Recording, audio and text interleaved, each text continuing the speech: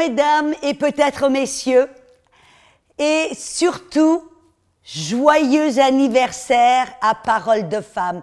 Oh là là, je suis tellement ravie. Je crois avoir fait partie d'une des premières émissions de Parole de Femme et je suis tellement contente de pouvoir participer à cette journée monumentale, d'être avec vous, même si c'est de loin.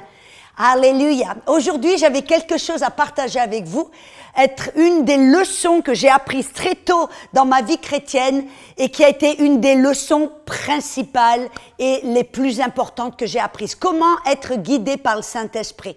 Bien sûr, en 5 minutes, je n'aurai pas le temps de couvrir tellement de choses, mais la première chose que l'on doit savoir, c'est que Jésus a dit aux disciples qu'il était bien meilleur, bien plus avantageux qu'ils partent, car s'ils ne partaient pas, il n'allait pas envoyer le Saint-Esprit.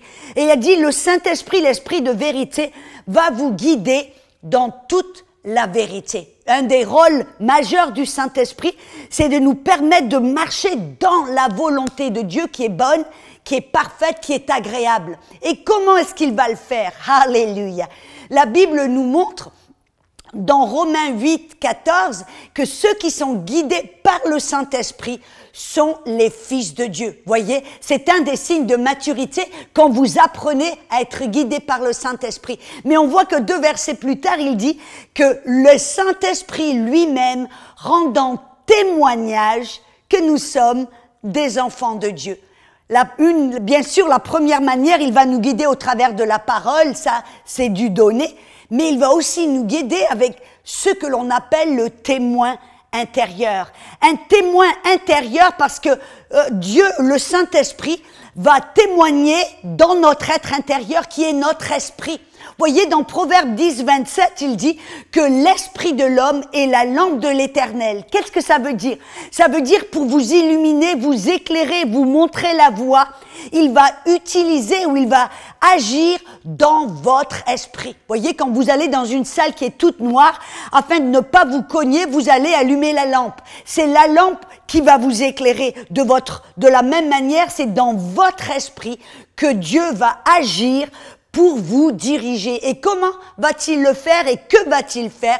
Il va agir comme un témoin, le témoin intérieur. Un témoin, qu'est-ce que c'est? Vous voyez, quand vous allez, par exemple, vous participez à un procès, vous allez à une cour et il y a un juge qui est là, qui préside, il y a un avocat qui va défendre l'accusé, un prosécuteur qui va essayer de prouver qu'il est coupable et afin de décider qui a raison, l'avocat ou le prosécuteur, le juge va amener des témoins.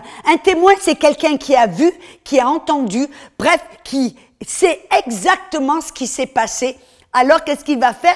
Il va écouter ce que l'avocat, le prosécuteur disent et il va opposer ou confirmer. Il va dire oui, votre honneur, ça s'est passé comme ça, ou non, ça ne s'est pas passé comme ça. En d'autres mots, le Saint-Esprit va agir dans votre esprit comme un témoin, parce qu'il voit tout ce que vous faites, il connaît votre cœur, votre chemin, il sait les décisions que vous êtes sur le point de prendre, il sait la voie que vous avez prise, et il veut agir comme un témoin pour opposer ou pour confirmer.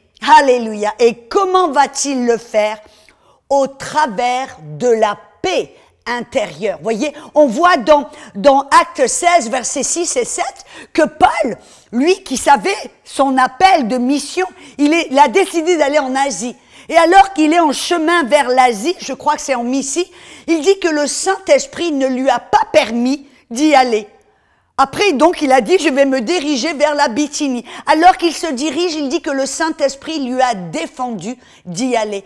Comment est-ce que le Saint-Esprit ne lui a pas permis ou lui a défendu? En d'autres mots, il a opposé, amen, ce qu'il était en train de faire ou la décision qu'il avait prise. Comment l'a-t-il fait? Et on voit que ça ne dit pas que le Saint-Esprit lui a parlé, il dit non, il lui a défendu, il a opposé, il ne lui a pas permis. Et comment l'a-t-il fait? Au travers de la paix intérieure. Dans Colossiens 3,15, dans la version amplifiée, il dit que la paix de Dieu agisse dans votre être intérieur comme un arbitre, décidant toute question. Voyez, un arbitre, qu'est-ce qu'il fait? Il regarde l'action, il regarde les joueurs là où il y a le ballon Et s'il voit quelque chose qui n'est pas bon, quelque chose qui est incorrect, il va souffler dans le sifflet et à ce moment-là, tout le monde s'arrête. En d'autres mots, le Saint-Esprit va agir dans votre esprit au travers de cette paix intérieure pour arrêter, vous dire arrête, ce n'est pas bien ou oui, continue. Et comment, qu'est-ce que ça, d'une manière spécifique, qu'est-ce qui va se passer? Vous voyez, cette paix, vous savez comment on ressent cette paix. Ça veut dire que si vous êtes sur le bon chemin, que vous avez pris la bonne décision, vous allez avoir une paix intérieure. La Bible nous dit, dans Ésaïe 55, 12, il dit, vous sortirez avec joie et vous serez conduits en paix. Quand vous avez une joie et une paix intérieure, ça veut dire que le Saint-Esprit est en train de témoigner, de confirmer que vous êtes sur le bon chemin, que vous prenez la bonne décision. Mais si tout d'un coup, il y a la paix qui n'est plus là et que vous vous sentez mal à l'intérieur, comme s'il y a un malaise intérieur que vous n'arrivez pas à expliquer, qu'est-ce que ça veut dire? Ça veut dire que vous devez vous arrêter. Le témoin intérieur, le Saint-Esprit, est en train de témoigner, d'opposer, de vous défendre, d'aller de l'avant, de vous avertir que vous prenez la bonne décision. Et donc, arrêtez-vous. Alléluia. Oh, c'est tellement important pour vous et moi de reconnaître ce témoin intérieur et de marcher avec lui. Quand vous avez cette paix, vous continuez. Quand il n'y a plus de paix, vous vous arrêtez et vous dites, Seigneur, qu'est-ce qui se passe? Alléluia. C'est tellement important. Amen. Ça va vous éviter de nombreuses erreurs. Ça va vous permettre de marcher dans la volonté de Dieu qui est bonne, qui est excellente, parfaite et agréable. Amen. J'espère que ce petit message vous a béni.